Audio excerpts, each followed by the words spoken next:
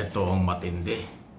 Business community, matitinong Pilipino, kasama rin ang mga politiko sa Senado at Kongreso, mas naawa at sumusuporta kay Pangulong Marcos after wasakin, sirain ng kapatid na si Senador Amy Marcos sa isyu ng ipinagbabawal na gamot. Madalit sabi, mas marami ang naawa at sumusuporta kaysa sa Pangulong Marcos kaysa sa maniwala sa ambisyosa na mga galaw na si Senador Amy Marcos. Ultimo yung kanyang, mayroong nag-forward sa akin ng parang statement na galing daw kay Governor ng Ilocos na anak ni Amy, na nagulat din at hindi rin nagustuhan yung sinabi ng kanyang ina. Kasi nga winasak ng kanyang ina ang pangalan ng mga Marcos at ng kanyang mga pinsan tulad ni Congressman Sandro Marcos. Kasi yung pong mga apo ng dating Pangulong Marcos Sr., yung pong anak ni Amy, anak ni Pangulong Marcos, anak ni Irene Marcos, maganda ang relasyon, puro lalaki.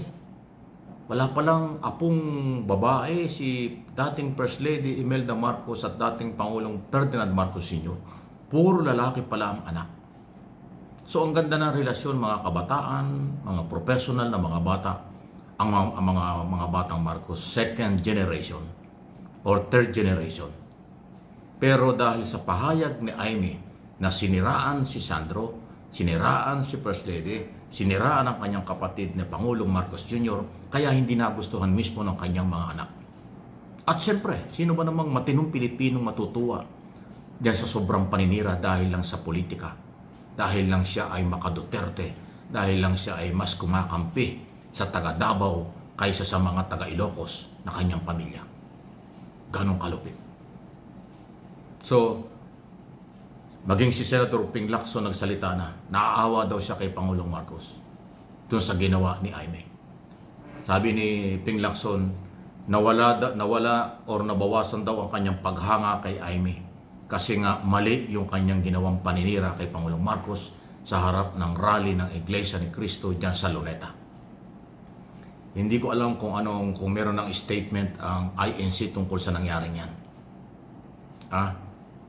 Pero sana maglabas din ng official statement ng INC kung ano kailang masasabi dahil yung kailang rally na inaasahan ng taong bayan na walang isyong pampolitika, isyo lang ay tungkol sa labanan ng korupsyon at panagutin ang involved sa korupsyon, pero hinaluan ng ganyang personal na pag-atake ni Amy Marcos.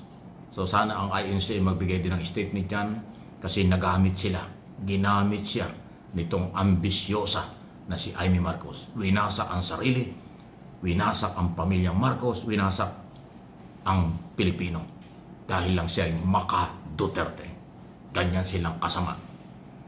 So maging sa Kongreso, nag-press conference na o nagsalita na ho, may kanya-kanyang statement na ho, sina Congressman Puno at iba pang mga kongresista. Suportado nila. Nagde-declare ang mga kongresista ng suporta kay Pangulong Marcos at hindi sila naniniwala dito sa pinagsasabi ni Amy. Kaya sabi ko nga, matinong Pilipino, matitinong negosyante, matitinong politiko, maging sa lokal, yan ay susuporta kay Pangulong Marcos. At maging ang ating professional organization, police at military, hindi matutuwa dyan. Kasi sakit sa ulo ng military at police ang seguridad ng ating bansa kung merong galaw na destabilization. Kasi sabi ni Congressman Puno ng Antipolo City, yung ginawa ni Amy ay parang parte ng destabilization.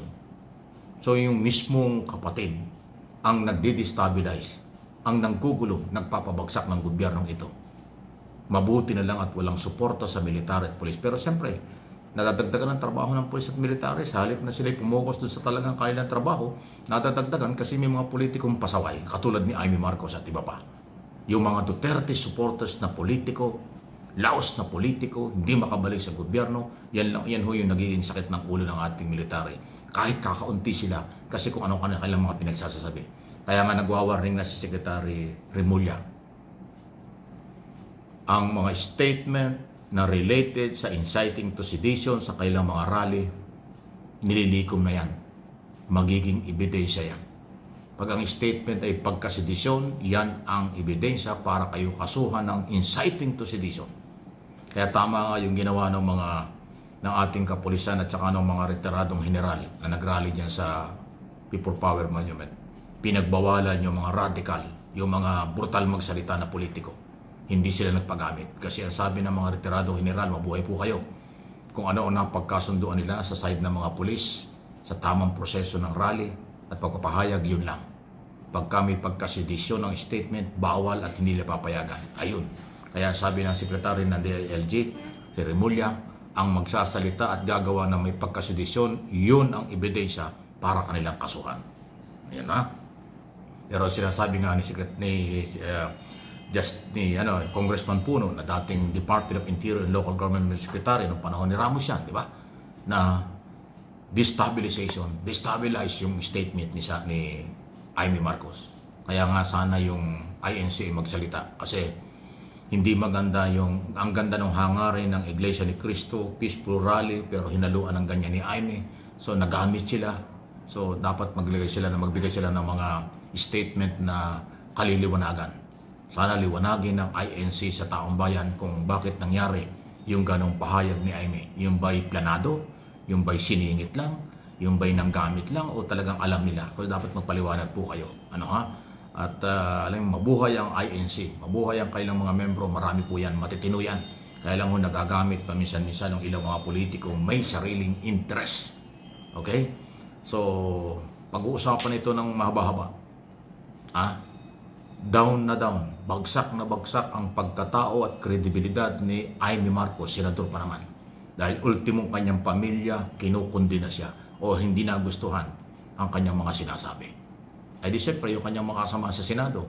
Sino ba namang maniniwala sa kanya? Malamang yung maniniwala lang kay Amy yung minority group, yung mga Duterte senador. Pero yung majority ng mga senador, ikahihiya siya. Kasi pag senador ka ng Republika ng Pilipinas, mataas ang level dapat. Mataas ang pagkatao dapat. Pero anong pagkatao meron sa Amy? Yung sinira niya ay kanyang pamilya. Pamilyang Marcos na minamahal ng mga Pilipino. Wow! Diba ganong kasama ang kanyang ginawa? At maging sa Kongreso, siyempre ang majority leader doon, anak ng Pangulo, Sandro Marcos. Dinamay niya, sinira din niya. Eh di lahat ng mga kongresmang matitino, magagalit sa kanya. Ang matutuwa lang at nagpipiesta sa tuwa ay yung iilan ng mga Duterte supporters. Iilang mga nag-ambisyoso at ambisyosa rin. Kahit wala sa hulog, wala sa lugar. Ang kasamaan ay hindi magtatagumpay. Maniwala po kayo. Wala kayong makukuhang suporta dahil masama ang inyong paninimula, masama ang inyong plano, masama ang inyong ginagawa. God is good all the time. Tandaan niyo yan.